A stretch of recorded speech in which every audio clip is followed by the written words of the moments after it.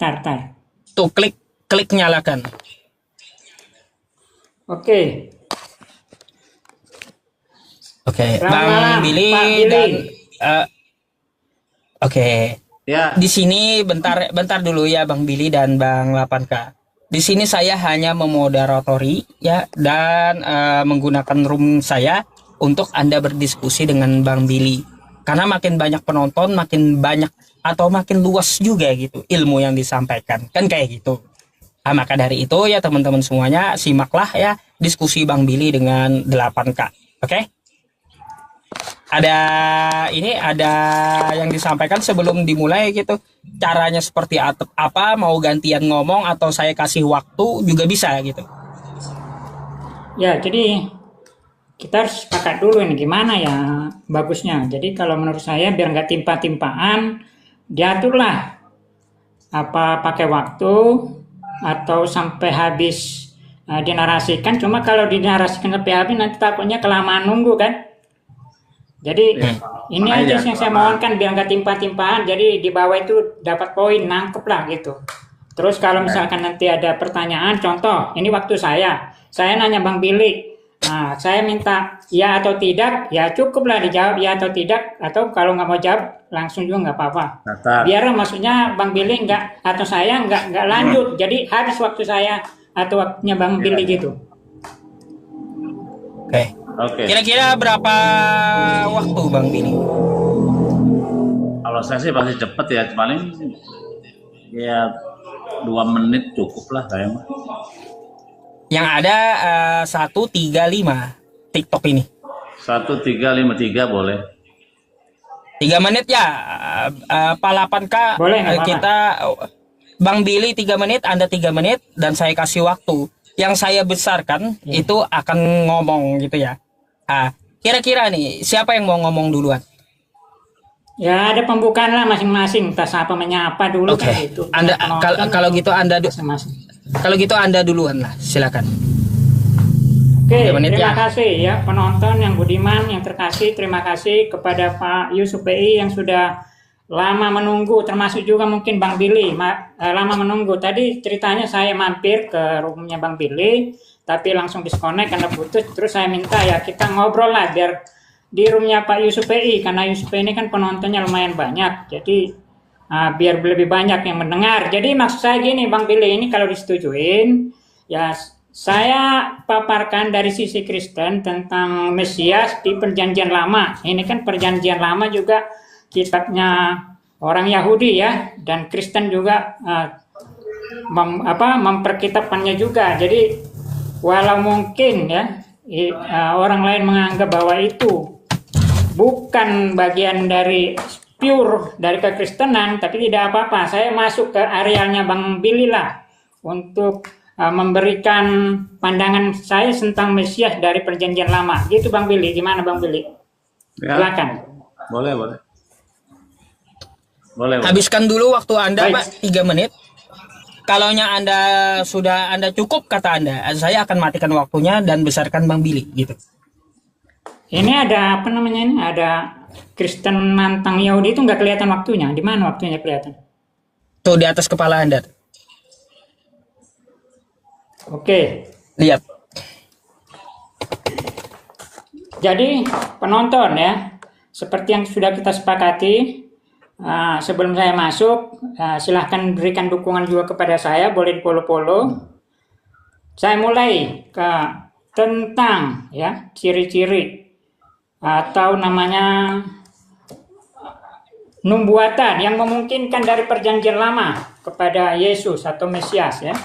Jadi mungkin lebih enaknya saya ngambil dari Yesaya 7 ya, Yesaya 7 ayat 14. Ya, Yesaya 7 ayat 14.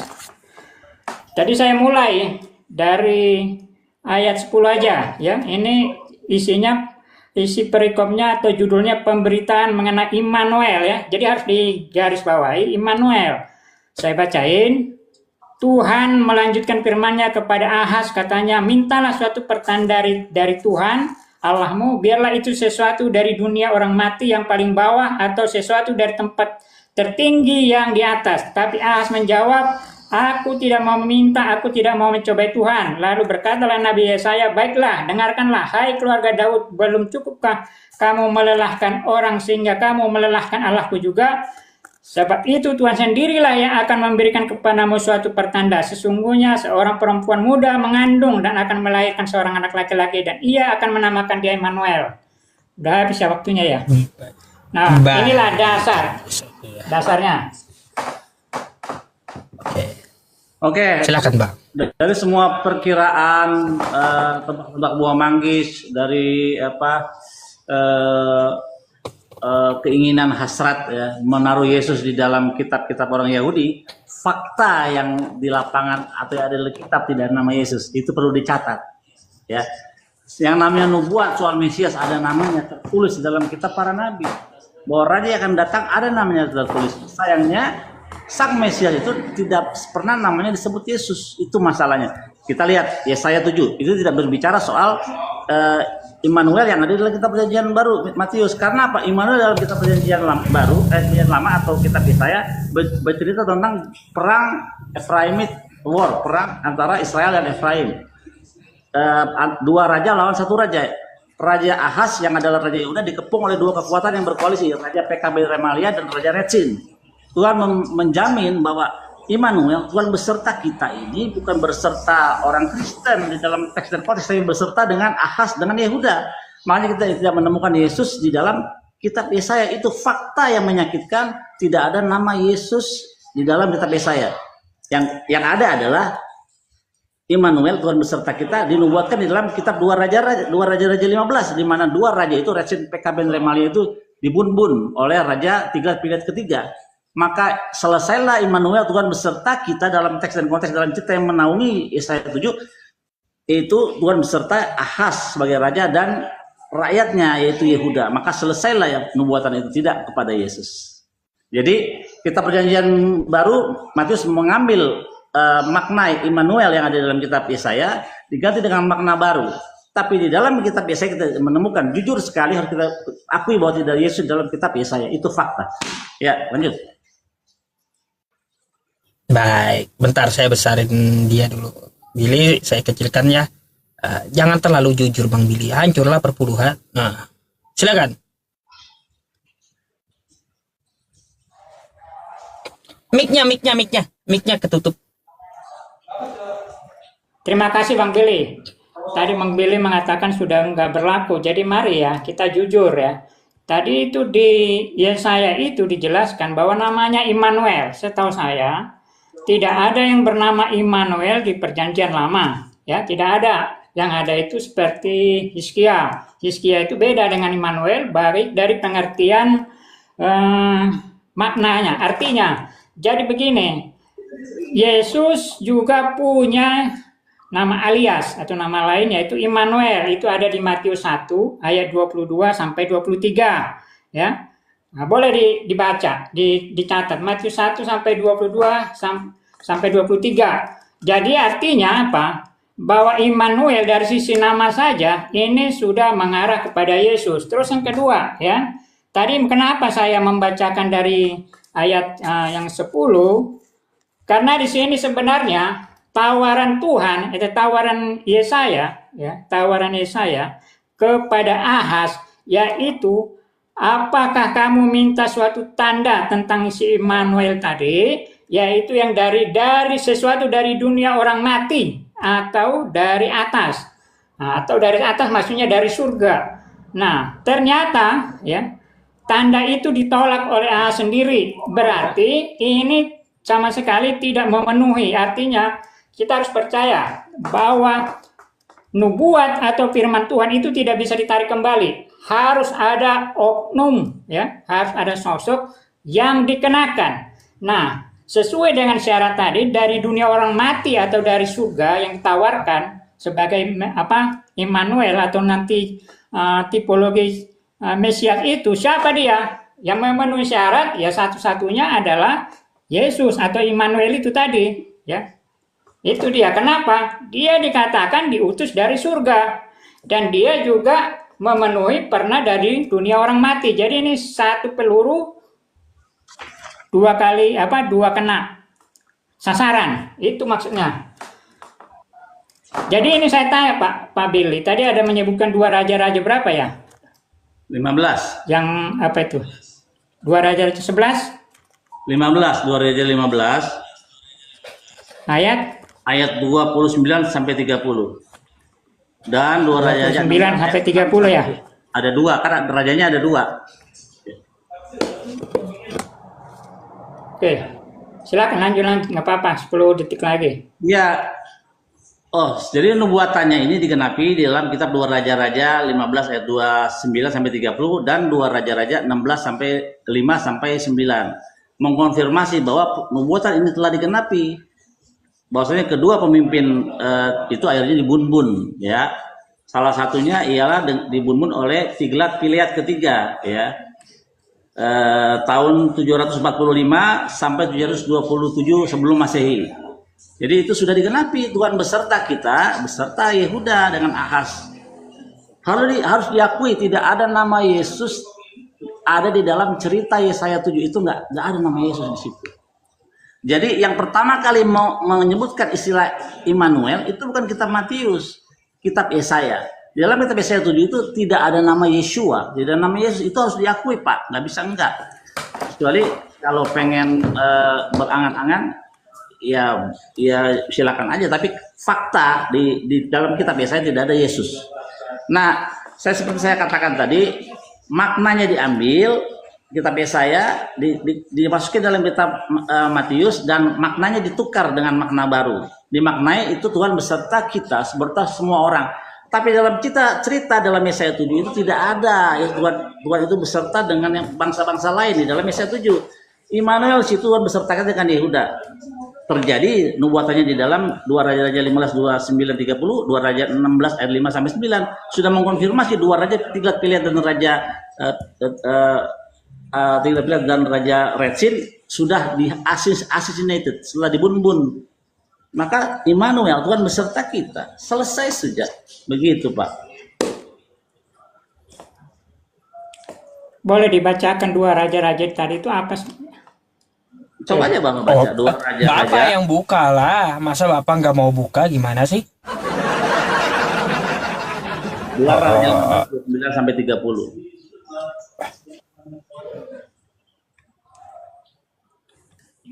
Tadi masih ada waktu kayaknya Pak, dibacain aja tadi kalau ada waktu. Iya itu saya sudah kasih clue kepada Anda. 2 Raja-Raja 29 ayat 30 dan 2 Raja 16 ayat 5 sampai 9 mengkonfirmasi bahwasanya nubuat ini telah terpenuhi ketika dua pemimpin itu telah di-assassinated, telah terbunbun ya. Tidak ada di dalam chapter ini, dalam ayat ini petunjuk sedikit pun tentang kelahiran Mesias yang akan datang, sama sekali tidak ada. Yang jaraknya dari Yesaya ke Yesus itu 700 tahun kemudian keburu mati. Ya, keburu mati ini Ahaz dan Yehuda. Ya, jadi makanya digenapi Tuhan beserta Yehuda, Ahaz ketika di dalam kitab 2 Raja-Raja ini. Maka selesailah Immanuel, Tuhan beserta Yehuda. Amin, saya amin. Oke, silakan Pak 8K. Oke, jadi tadi sepengetahuan saya itu bersifat tafsir ya, karena saya melihat mengecek tidak ada nama Immanuel di 2 Raja-Raja tadi, baik 2 Raja-Raja 15 ayat 29 sampai 30 maupun yang satunya lagi. Padahal yang kita inginkan adalah ketepatan dari kata nama Immanuel tadi, itu harus ada gitu. Jadi ini bukan cuma masalah arti, karena semua nama-nama ya di dalam umat Yahudi, nama-nama orang itu selalu mengandung arti. Jadi harus tepat, dia Immanuel. Sementara nama Yesus adalah Immanuel. Tapi oke lah, kalau memang tafsirnya begitu, tafsirnya Pak Billy atau kaum Yudaisme untuk menolak Yesus seperti itu, saya menghormati. Baiklah Pak Billy ya. Nah, terus begini Pak Billy ya. Nah, tadi soal kata dari perawan suci ya.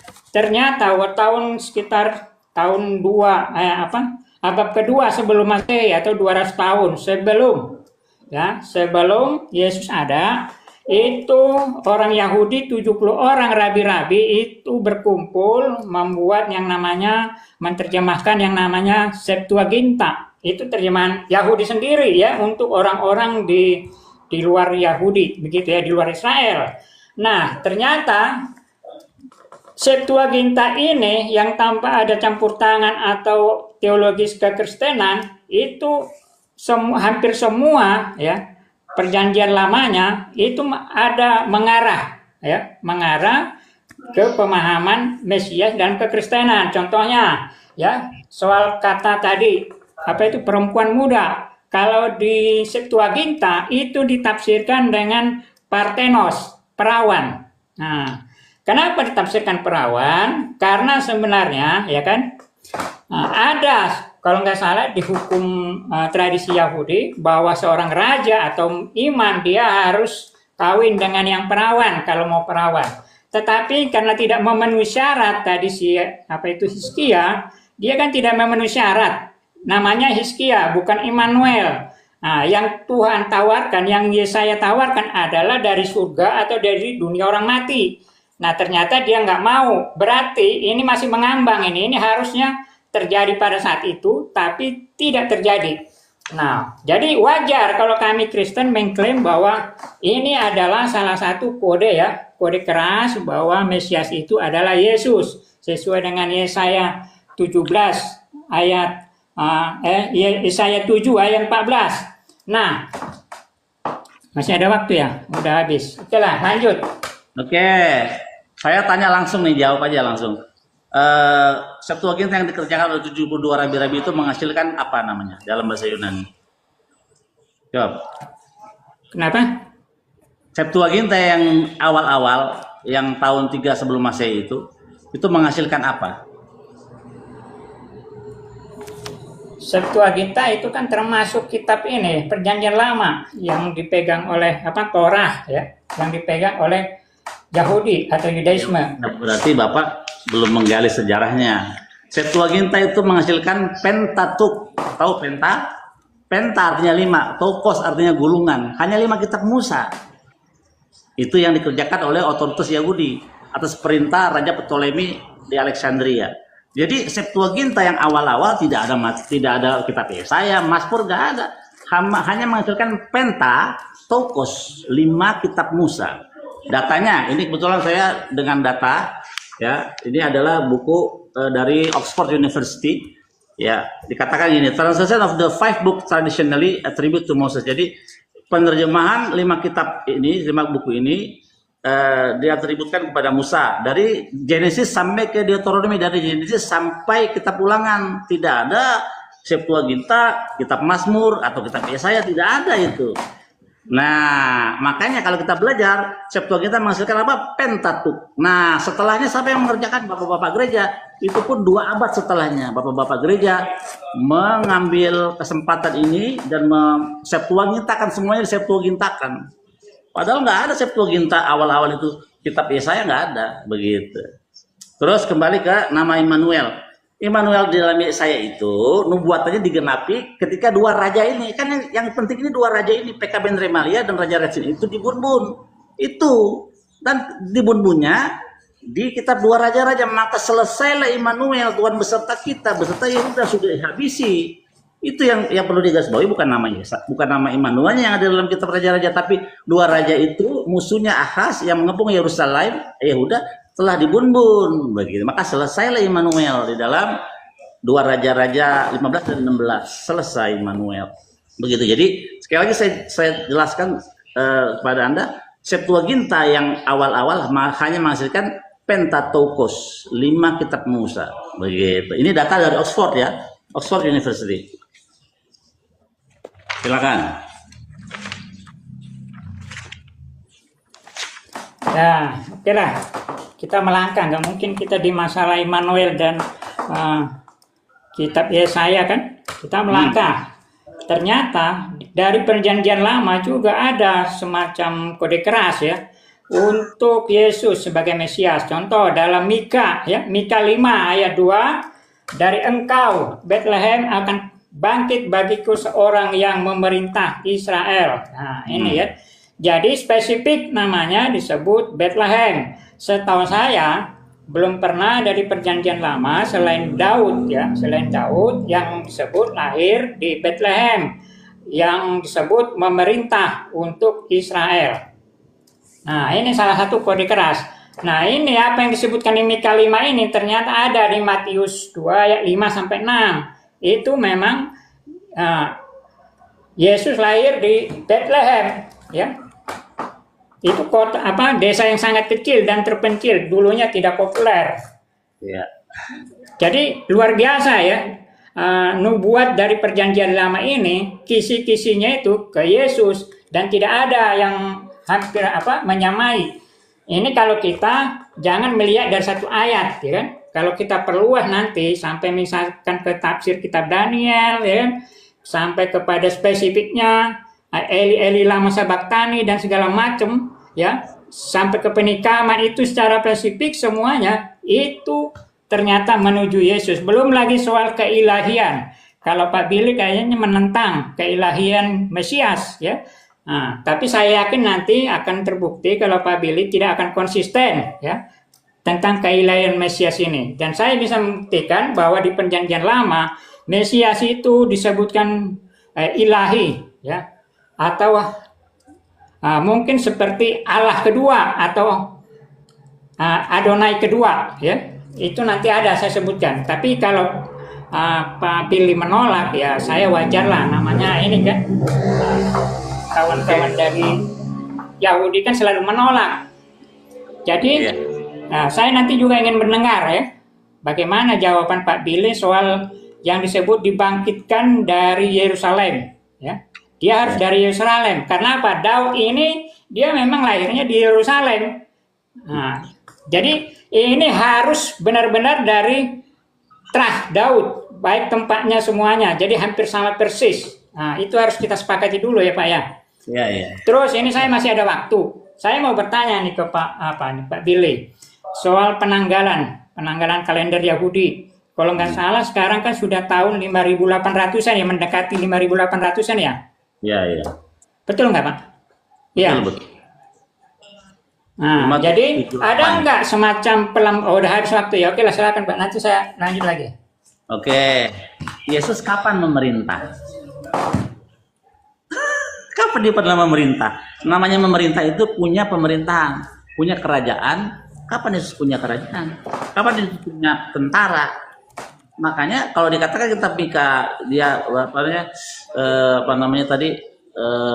punya pemerintahan. Kapan dia pernah memerintah? Yesus tidak pernah memerintah. Itu batalnya di situ kalau Yesus. Nah, di dalam kitab Mika tidak disebut nama Yesus. Masalahnya, masalah yang terbesar ialah semua nubuatannya adalah asumsi, harapan kalian atau angan-angan kalian menggambarkan Yesus di dalam kitab kami. Nyatanya tidak ada nama Yesus tertulis dalam kitab Mika.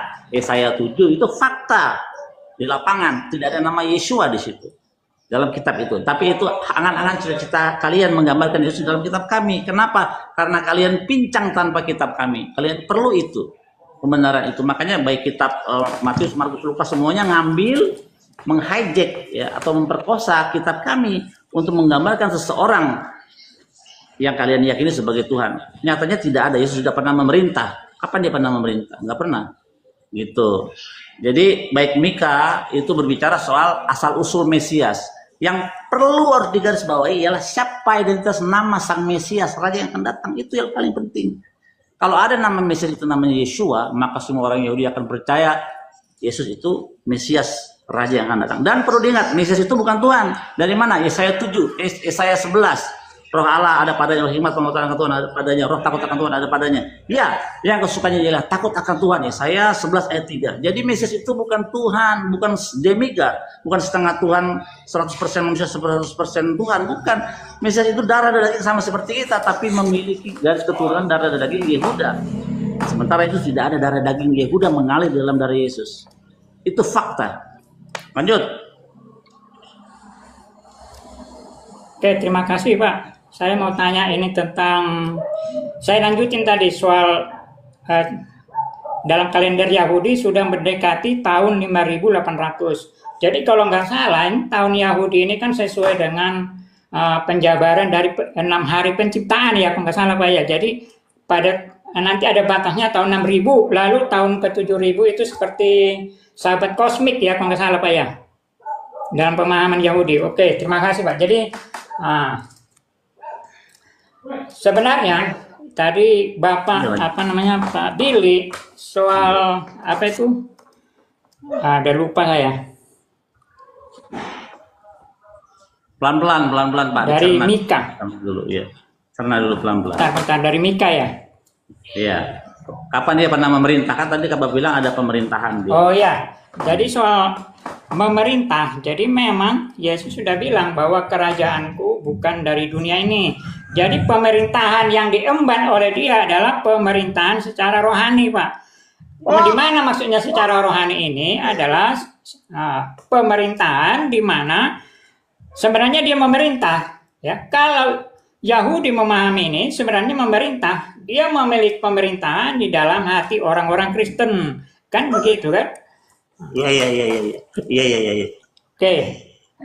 Nah, jadi kalau Bapak menolak Yesus sebagai Tuhan, sebenarnya kan ada banyak sekali, sebagai Mesias, sebenarnya kan ada banyak sekali ya di dalam Perjanjian Lama yang secara spesifik mengarah ke Yesus nubuatannya. Contohnya ya, dia namanya ketika ada Pak namanya? Iya. Namanya ada nggak nama Yesus? Bentar. Ini saya sampaikan dulu. Nanti saya masuk ke ilahi ya, ke ilahian Mesias itu. Enggak, namanya dulu Pak. Nama Yesus ada nggak dalam nubuatan itu?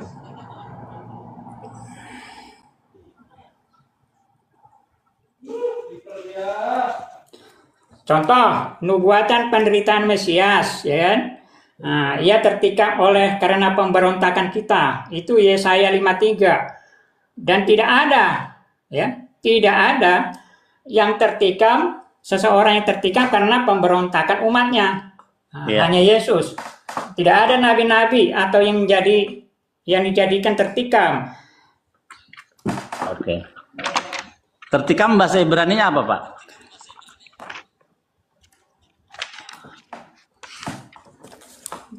Yesaya 53 saya buka ya. Cari dulu itu. Saya baru tahu lagi istilah baru. Pasal itu. Enggak, tadi kan Anda mengatakan yang tertikam ya. Nih, tertikam bisa dibesarkan. Nih, mekholel. Yang ada maksud ini Yesaya 53 ayat 10 ini. Ayat berapa ini? Ayat 5. Ya. Mekholel. Mekholel itu bukan tertikam, tapi apa? Pain, sakit. Ya. Atau menderita. Kalau tertikam, bahasa Ibrani-nya dakar, kita lihat. Kitab Zakaria.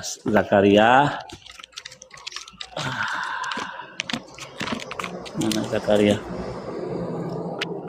Zakaria 12 ayat 10 nih dia. Zakaria 12 ayat 10. Ini dia. Dakaru bahasa Inggrisnya stabbed, bahasa Indonesia tikam, stabbed, tertikam. Jadi mekholel bukan tertikam Pak, tapi menderita. Jadi tidak ada ketika menikaman di dalam Yesaya 53 ayat 10 ini mekholel, bukan dakaru. Jadi tidak ada kata menikam di dalam sini. Dan perlu diingat, Mesias itu harus punya keturunan. Nih, kata Doro, tentang nasibnya siapa yang akan memperdulikannya. Padahal bukan tentang nasibnya, tapi tentang keturunannya. Diganti oleh kalian menjadi tentang nasibnya, supaya mengaburkan bahwa Mesias itu punya keturunan. Tuh, Doro, artinya keturunan generasinya. Bukan tentang nasibnya, Pak. Ini di dalam Yesaya 53 ayat 8. Jadi ayat 5 sudah salah, ayat 8 udah salah, ya.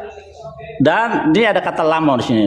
Dan dia dikatakan dan oleh ya dikatakan karena dia telah disingkirkan dari tanah orang hidup dan oleh karena dosa umatku mereka kena tulah. Nih, bukan dia kena tulah, Lamo itu bukan dia tapi mereka, them.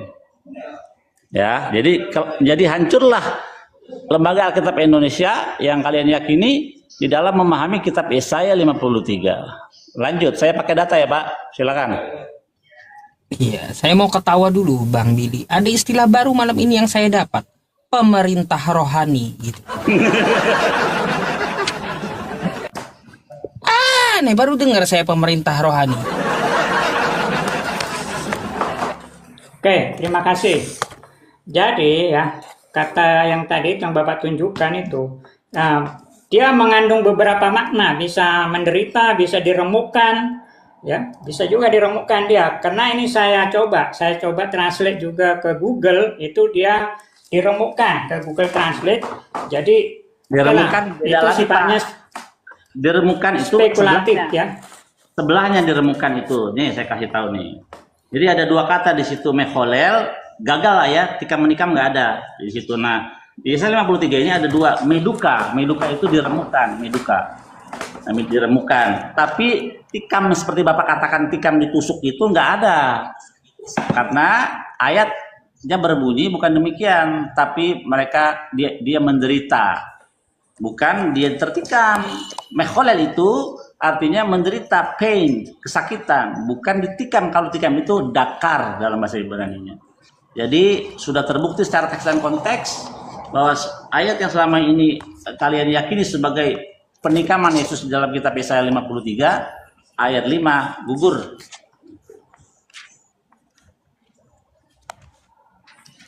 Ini ya. Nah, di sini jelas Pak ini. Diremukkan. Jadi intinya adalah ya dia yang menderita, dia yang menanggung. Meremukkan bukan mekholel, Dia yang menanggung.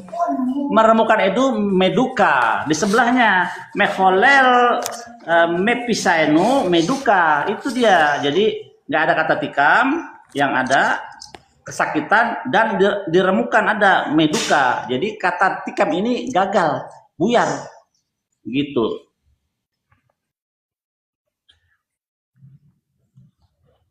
Bingung tuh. Nah, ya kayak gitu. Lanjut Pak, 1 Bukan menit bingung, tuh ada. Pak, bukan. Silakan. Ini saya ngebalik kameranya agak lama. Iya, bingung kamera. balik kamera maksud saya. Jadi begini Pak lanjut. Billy, ya. Belum ada setahu saya yang gara-gara kesalahan atau dosa-dosa umat Israel atau umatnya lah dulu ya. Dia jadi korban ditumbalkan atau diremukkan atau tertikam atau terserah Bapak lah mau apalah. Yang penting itu kan gak jauh-jauh bahwa itu menuju ke Yesus kan gitu ya. Nah, nggak bisa karena tidak ada kata tertikam di situ. Itu adalah penipuan terhadap pembaca daripada kitab Taurat, dalam kitab para nabi. Penipuan itu jelas menggambarkan Yesus dalam kitab orang itu tidak sopan.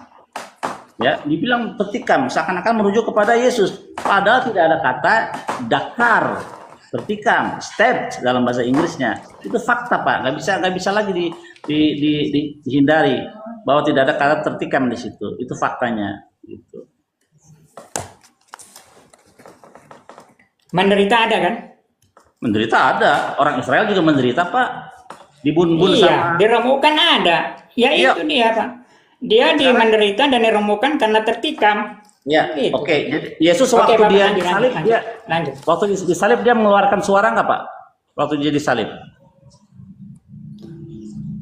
Ya, mengeluarkan suara. Mengeluarkan suara. Jadi tidak sesuai dengan Yesaya 53 ayat 3 itu. Seperti dia keluh seperti domba yang di kulit yang bulunya dipotong. Dia keluh, dia menutup mulutnya ketika diambil bulunya. Nah, sampai 2 kali kata itu dalam kitab Yesaya, dia menutup mulutnya, tidak membuka mulutnya. Yesus membuka mulutnya persis 2 kali.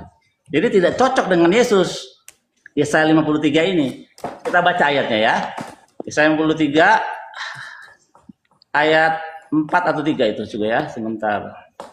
Nah, itu tikaman rohani itu. Ya, ayat 3. Oke, bunyinya gini. Tetapi Kalau mau baca seluruhnya aja Pak, biar pas.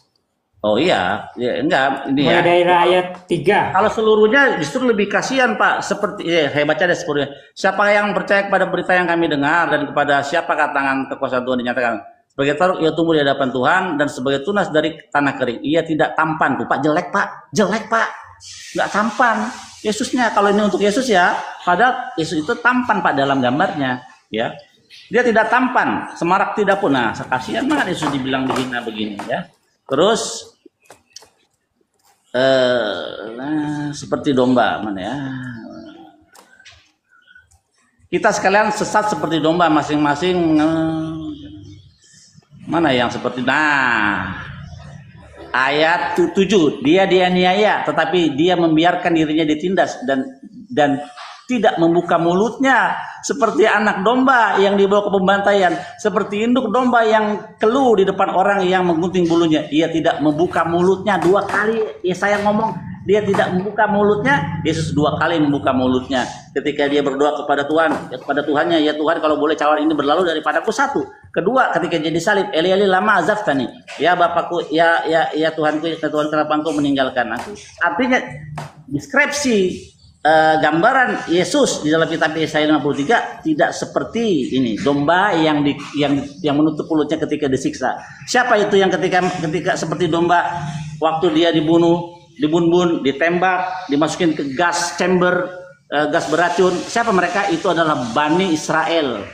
Ketika mereka dihabisi, mereka diam saja, tidak bersuara, tidak membuka mulutnya. Itulah gambaran dari Bani Israel, bukan pada Yesus. Gak cocok. Gitu. Oke, iya teman-teman, sorry ya, masalahnya saya nggak bisa ketawa rohani, nggak ada ketawa rohani, harus ketawa asli. Lanjut tuh, silakan 8K. Oke, terima kasih ya. Jadi di sini tadi kata membuka mulutnya itu tidak harus kita tafsirkan bahwa dia nggak boleh ngomong.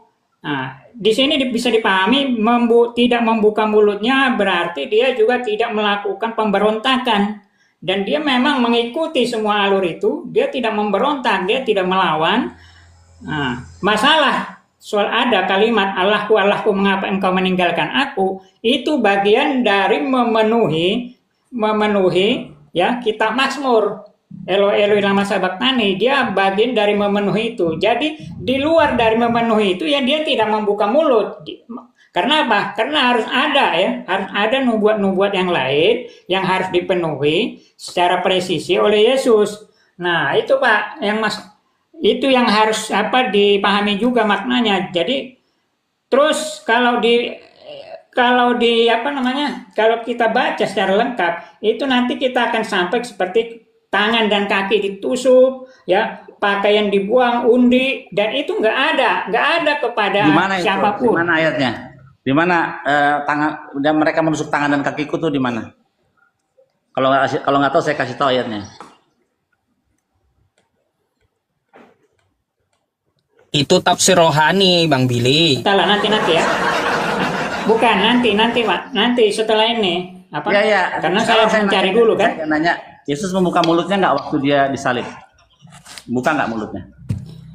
Ya, dia membuka mulut untuk menggenapi nubuatan yang lain. Ya berarti nggak cocok dong. Salah satunya adalah Eloi Eloi lama sabachthani. Nah, begitu Pak. Ya, terus contohnya di Zakaria 12 ya. Nih Pak, dia di Zakaria 12, mereka akan memandang kepadaku yang telah mereka tikam. Benar kan waktu dia disalib? Padaku atau kepada dia? Coba baca yang benar Alkitabnya, coba. Ya sama itu, sama. Oh, jangan. Kalau kepada dia itu kan Pak, jangan kayak gitu. Lihat dulu Zakaria 12 ayat 10. 12. Kepadaku atau kepada dia? Nih ya. Nah, Bapak bohong nih, dan mereka akan memandang kepada dia, bukan kepada aku, Pak. Pak? Iya, kepada dia yang digantung.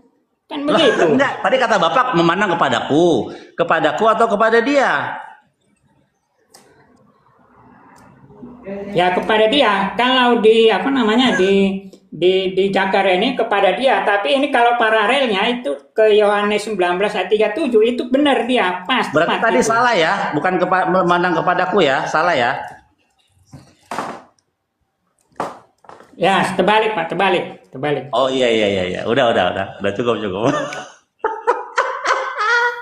Iya, silakan Bang Billy. Ya, Yang penting jangan ngarang rohani, itu aja.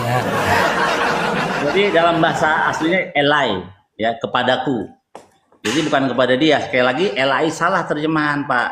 Memandang kepadaku atas mereka yang tertikam. Sama halnya seperti kejadian di lembah Megiddo. Dan yang lanjutnya itu nanti ayat 11 kita akan lihat di situ.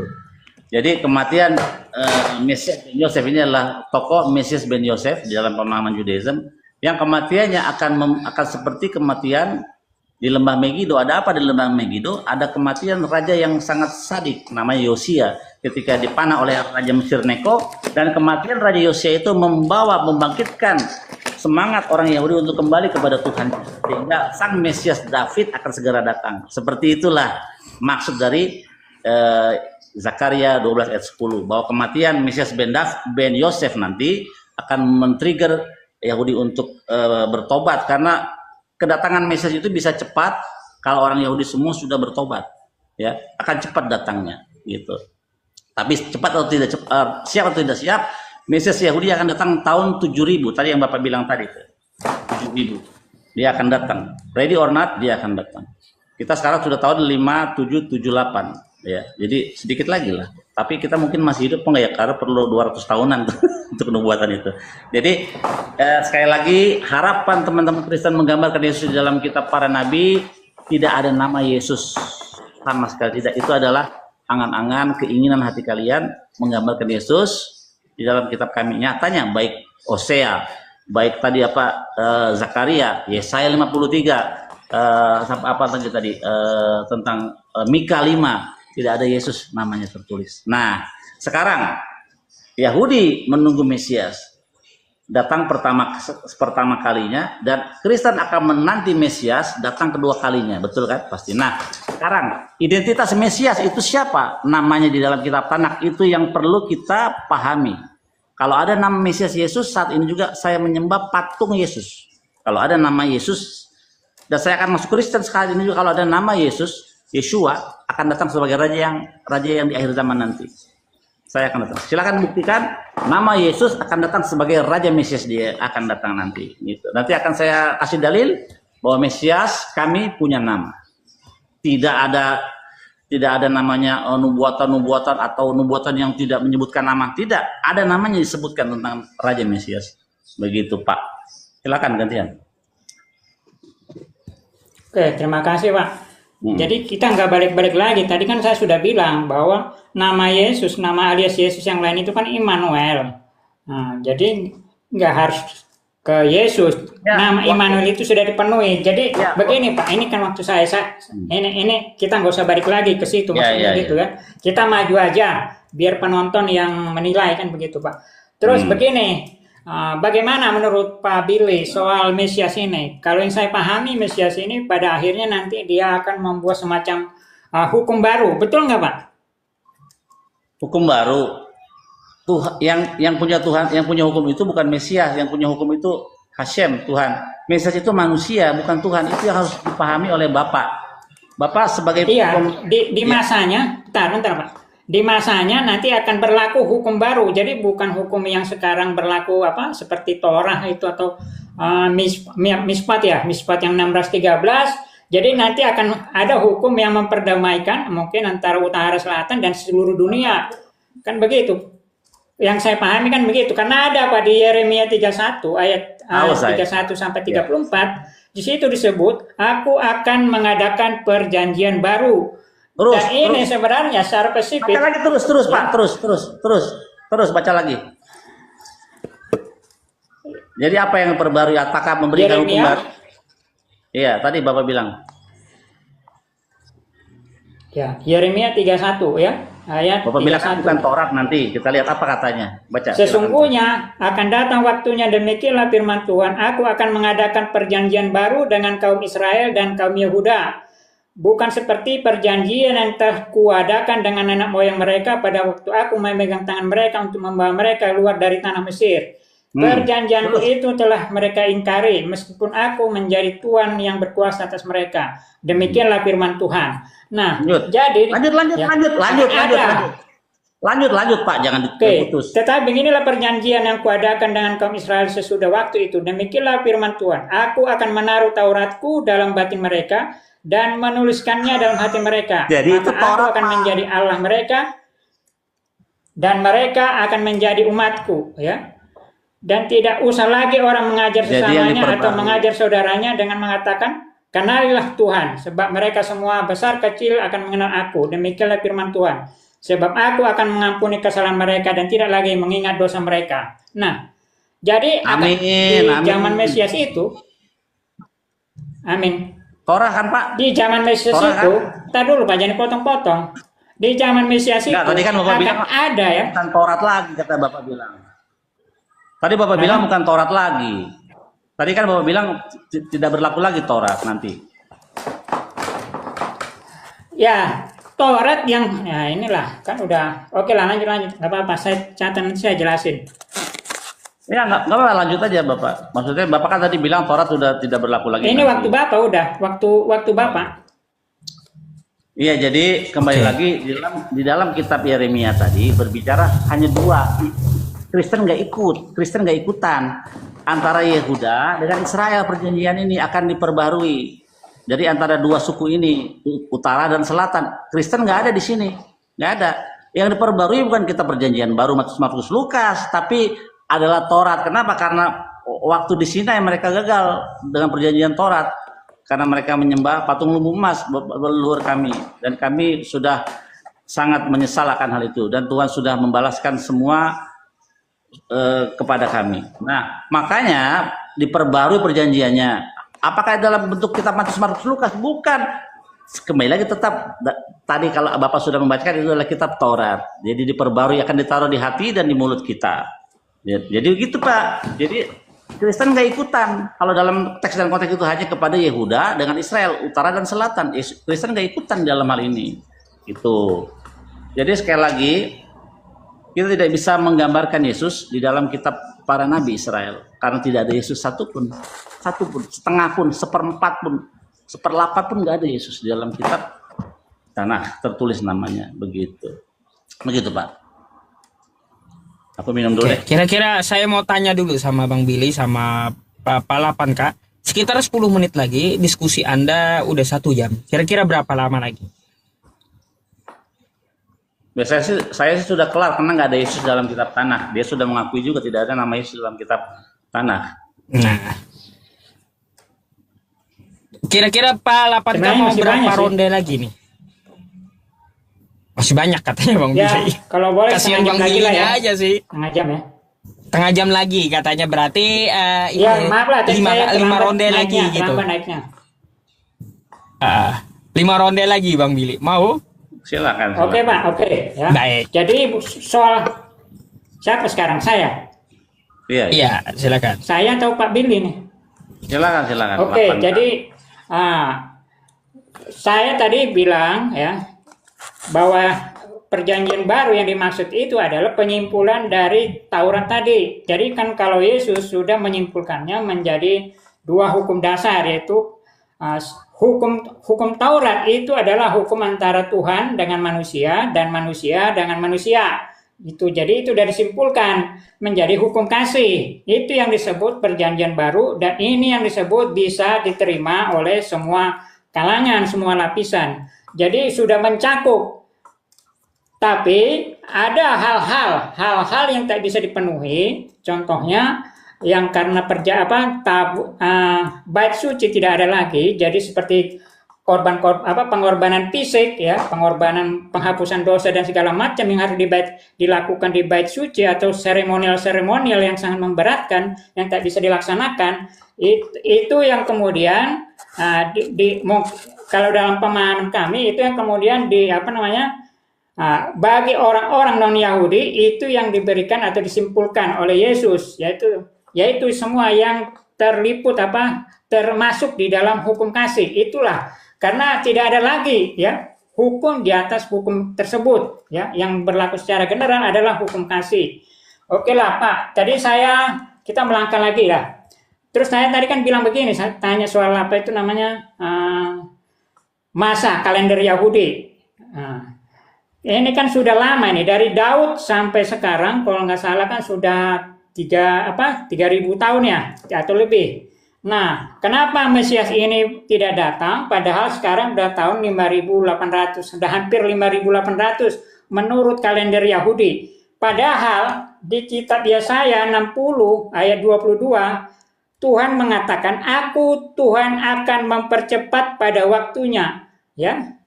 Jadi kedatangan Mesias itu sepertinya sudah difirmankan Tuhan akan dipercepat. Nah, kenapa?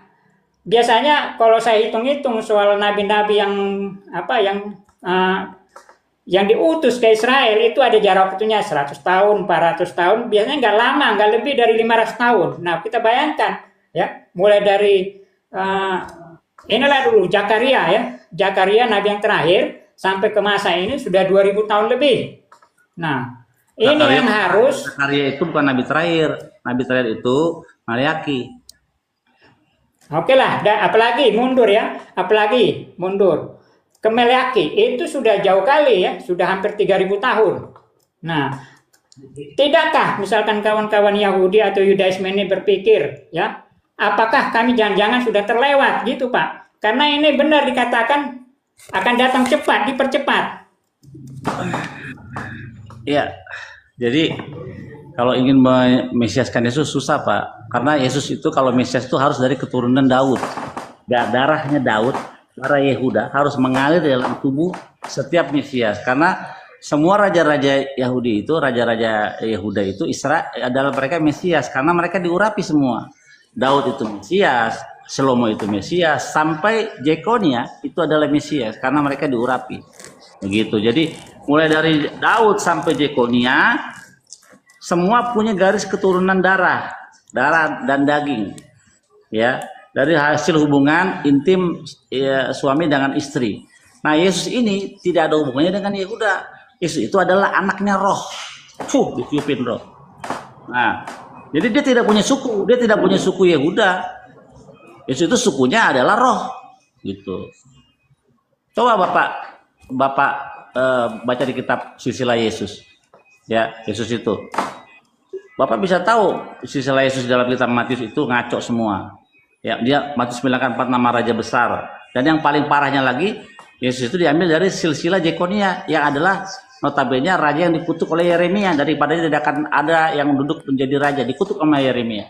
Kalau demikian jadinya bahwa Yesus itu adalah dari generasi dari ancestor atau nenek moyang yang terkutuk.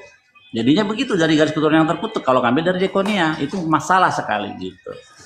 Jadi Yesus itu tidak ada hubungannya dengan Yehuda, tidak ada darah Yehuda mengalir dalam tubuh Yesus. Bapak nggak bisa loh macam-macam. Kalau Bapak bilang ada darah Yesus, Yesus itu berdarah Yehuda, dari mana?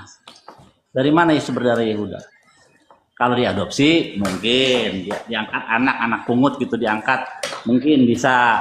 Tapi kalau secara garis keturunan biologis Yehuda nggak bisa Yesus, karena dia bukan hasil dari hubungan intim suami istri Yehuda dengan suku yang lain misalnya gitu. Jadi sangat sulit untuk memesiaskan Yesus di dalam kacamata Judaism gitu. Dan soal korban, tidak ada dalam namanya korban itu korban manusia, apalagi korban Tuhan Pak. Waduh Pak, amit-amit cabang baby.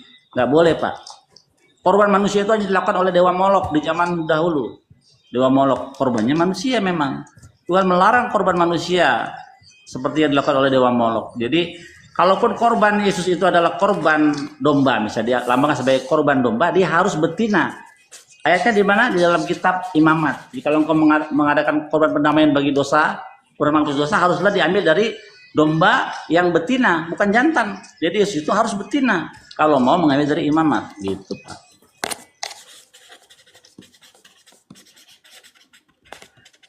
Oke, terima kasih Pak.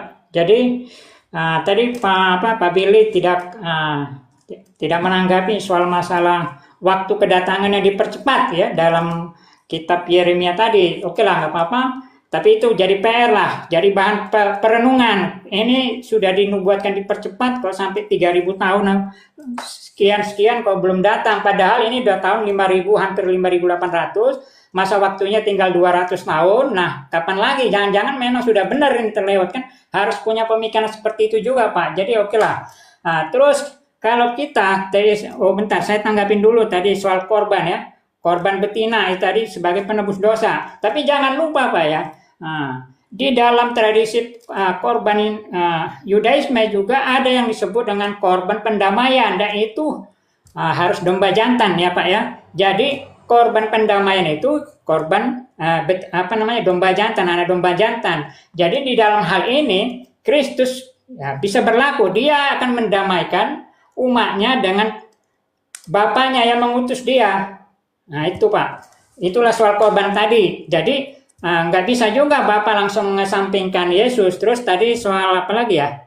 Oke lah, saya udah lupa tadi. Apalagi selain korban betina, domba itu. Sekarang kita cara kedatangan ya. Ini dari tafsir Daniel ya, Daniel 7 ayat 13. Dikatakan bahwa Mesias itu disinilah dia memiliki keilahian. Karena dia disebutkan seorang seperti anak manusia, ya seperti anak manusia, datang dengan awan-awan. Ya tunjuk ayatnya tunjuk. Mesias ya, catat. Ya Mesias. Daniel 7. Ya catat Mesias. Daniel ya, 7 ayat 13. Daniel 7 ayat 13, catat Bapak bilang Mesias. Daniel 7 13. Ya. Daniel 7 13. Catat ya Bapak bilang Mesias. Aku terus melihat dalam penglihatan malam itu tampak datang dengan awan-awan dari langit seorang seperti anak manusia. Datanglah ia kepada yang lanjut usianya itu dan ia dibawa ke hadapannya. Mana kata Mesiasnya di situ, Pak? Ya itu tadi yang datang dengan di atas awan-awan, dan enggak hanya Yesus yang memenuhinya, kan begitu. Loh, yang di awan-awan juga Sunggokong juga di awan-awan, Pak. Sunggokong, Bapak tahu nggak Sunggokong? Di awan-awan ya. Sunggokong tuh di awan-awan, Pak. Gitu. Jadi kata Mesiasnya di mana situ? Kalau Sunggokong ada, dia menaiki awan. Dia kan senjata itu kendaraannya awan Sunggokong tuh, Pak. Put. Ya, saya kan nggak mengatakan bahwa Mesias dalam ayat tersebut, yang Mesias yang disebut. Nah, Bapak tadi bilang Mesias. Ini sebagai nubuatan kepada Mesias yang akan datang, begitu. Iya, tadi Bapak bilang Mesias dalam kitab Daniel. Saya cek nggak ada kata Mesiasnya, Pak. Jadi Mesias itu, dia digambarkan, dia akan datang di atas awan-awan. Gitu. Seperti Sunggokong. Ya, mungkin seperti Sunggokong lah. Ya, mantap. Kan ini kan kitab ini juga, Pak. Ini Pak, ini kan saya baca, seorang seperti anak manusia datang dengan awan-awan, ya mau seperti Sunggokong atau mau seperti bener. Apalah gitu ya. Ya. Tapi ini kan kitab Bapak juga gitu loh. Ini tentang nubuatan juga. Iya, sekarang kita setuju itu Mesias. Sekarang tunjukin nama Mesiasnya Yesus, silakan. Nama Mesiasnya Yeshua. Ya, dalam kitab manapun, di dalam kitab para nabi, nama raja akan datang Yeshua, Yesus. Kalau ada saya nyembah patung Yesus sekarang. Bener. Saya tunggu. Atau enggak apa-apa tuh, waktu Bang Billy dikasih ke ente gitu loh Pak. Pertanyaannya dijawab tuh pakai data tuh. Dikunci Bang Yusuf pertanyaannya. Biar saya mau ngopi dulu. Oh ya oke. Mungkin tadi salah. Apa tadi pertanyaan? Awan rohani itu. Bukan tadi apa pertanyaannya? Pertanyaannya ya diulang pertanyaannya. Pertanyaan ialah karena kita sama-sama menunggu Mesias, kamu menunggu Mesias, bedanya kamu Mesiasnya kan manusia jadi Tuhan, kalau kami Mesias itu manusia biasa. Nah, sekarang tunjukin karena kita sama-sama nunggu Mesias nih. Jadi kedekatan Kristen sama Yahudi itu soal Mesias. Nah, tunjukin di dalam kitab para nabi sang Mesias raja yang akan datang, saya ulangi tadi. Raja Israel yang akan datang namanya Yesus atau Yeshua. Tunjukin kalau ada saya nyembah Yesus.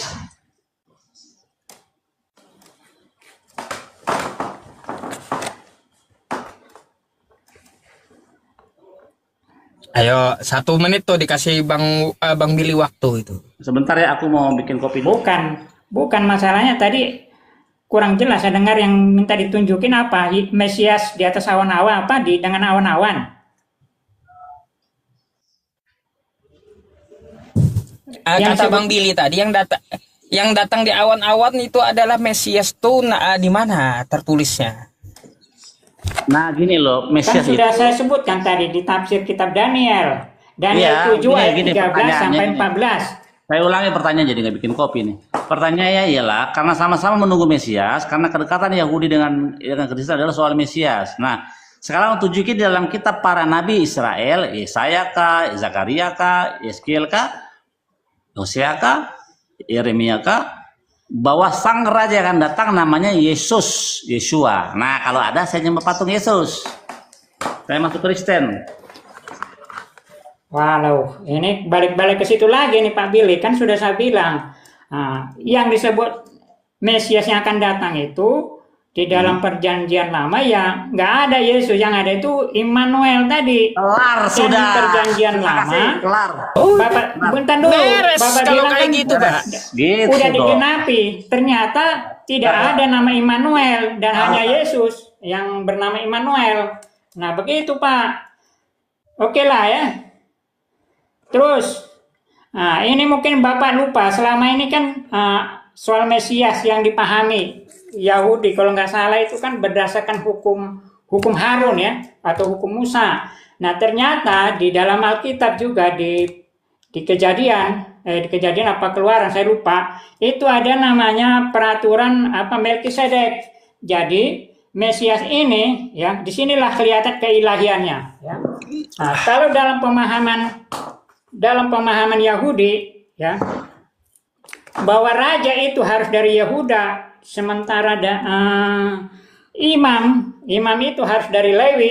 Ternyata ya itu nggak selamanya berlaku dengan hadirnya Melkisedek dalam Kejadian 14 ya ayat 18 sampai 20, dan dia disebut raja sekaligus imam. Nah, Melkisedek ini adalah tipologi untuk Kristus, di mana di dalam Yesus juga disebut dia sebagai imam besar, dia juga sebagai raja yang akan memerintah di dalam hati umatnya. Itu Pak. Jadi, oh ya, saya baru ingat tadi soal keturunan apa? Yesus dari Yehuda ya, Yesus dari Yehuda, dari Daud. Jadi ya, kalau secara hukum bisa dimasukkan sebagai keturunannya si Yusuf. Tapi kalau secara darah dia bisa dimasukkan ke keturunannya Maria secara genetika. Nah, sejak pembuangan dari Babel ya, keturunan Yahudi itu sudah dihitung atau dari perempuan. Jadi seorang perempuan Yahudi dia akan melahirkan anak-anaknya Yahudi, walaupun dia bersuamikan orang lain. Sementara seorang lelaki Yahudi dia tidak diterima anaknya sebagai Yahudi kalau istrinya non Yahudi. Nah itu hukum yang berlaku setelah pembuangan dari Babel. Nah kalau kita menuruti hukum itu, maka Yesus secara syah ya, maka Yesus secara syah dia masuk sebagai keturunan Yehuda, sebagai keturunan Daud, gitu, dari jalur Maria. Oke, jadi kesukuan itu dihitung dari ayah, ya. Oke, buka kamera dulu bentar. Kesukuan itu dihitung dari garis ayah. Dari mana? Dari kitab Bilangan 1:18.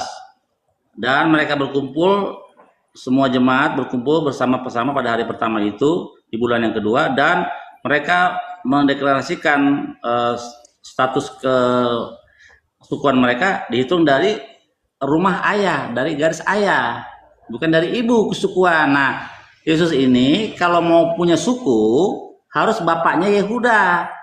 Nah, Maria itu Yehuda atau Lewi? Karena kalau kita lihat dari Perjanjian Baru, Maria ini adalah sepupunya Elizabeth yang suaminya adalah Imam Zakaria. Jadi Maria itu secara kesukuan pasti Lewi.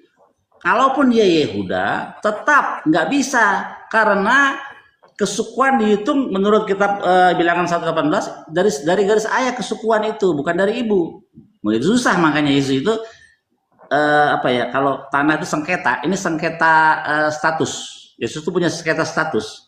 Yehuda kagak, Lewi kagak, Tuhan kagak. Jadi ini status Yesus itu benar-benar sengketa. Kalau tanah itu sengketa tanah gitu. Jadi dia sengketa marga Yehuda kagak punya dia marga Yehuda. Tapi kalau dianggap itu sebagai anak pungut atau adopsi, ya mungkin bisa, boleh lah. Tapi kalau dia punya darah Yehuda sama seperti raja-raja dari Daud sampai Jekonia, tidak punya dia darah Yehuda. Dia adalah anak dari roh, dihembuskan. Jadi dia adalah Yesus bin roh. Itu. Jadi perlu dipahami Maria itu dari suku apa? Kan Yehuda dia. Itu Pak. Oke, sebelum ke Pak 8K, ini adalah ronde terakhir sebelum penutup closing gitu. Karena udah 7 kali putaran ini Bang Billy. Iya. 7 kali karena dimulai dari bapaknya, habis itu tanggapan Bang Billy, habis itu bapaknya closing, Bang Billy closing. Iya. Atau pas 10 kali setengah jam berlalu. Oke. Silakan Mbak. Di terakhir nih tanggapan dari Anda nih.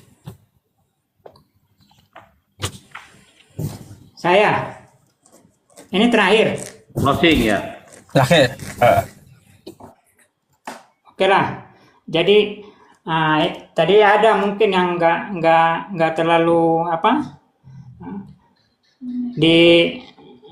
diulas oleh Pak Billy ya, bahwa ternyata di dalam tradisi Yahudi setelah pembuangan dari Babel. Datanya itu, mana? Datanya Pak. Saya tadi pakai data loh. Data Bapak mana itu? Pembuangan dari Babel.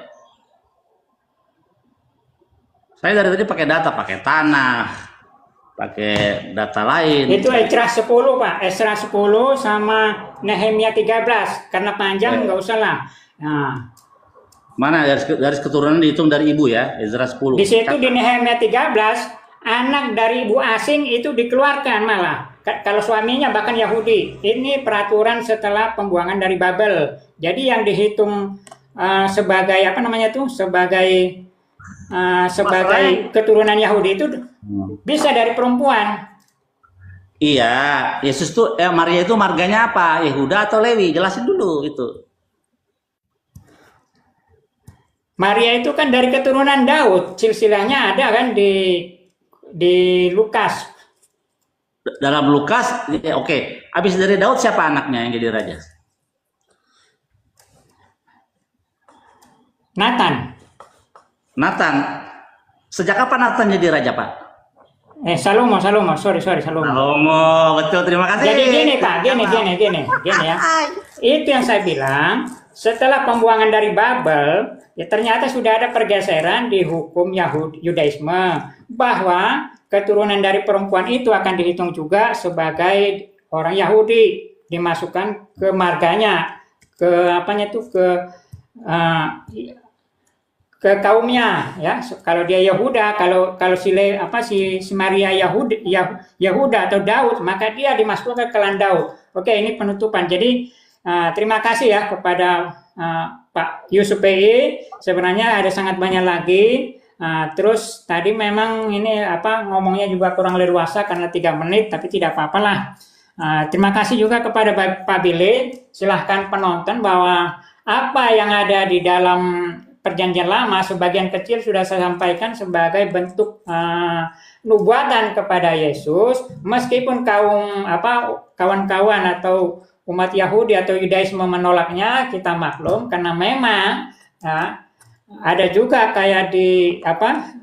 ada juga yang mengatakan seperti bahwa mereka disebut ya, mohon maaf, kadang disebut juga ya tegar tengkuk. Bahkan kalau di Al-Quran disebut ya suka mengubah-ubah hukum katanya. Jadi ya saya nggak tahu lah kebenaran tentang itu. Terima kasih. Iya, oke. Benar sekali apa yang dikatakan. Bang Billy, closing akhir. Ya. Silakan Bang. Benar sekali apa yang dikatakan Al-Quran bahwa kitab Taurat itu sudah dirubah-rubah. Siapa yang merubahnya? Kalian. Lihat kitab Kejadian 1 ayat 2. Roh Allah melayang-layang di udara. Ngapain roh Allah? Roh Tuhan itu, Allah itu bukan roh. Dialah yang menciptakan roh. Makanya kalau dibilang diubah-ubah benar.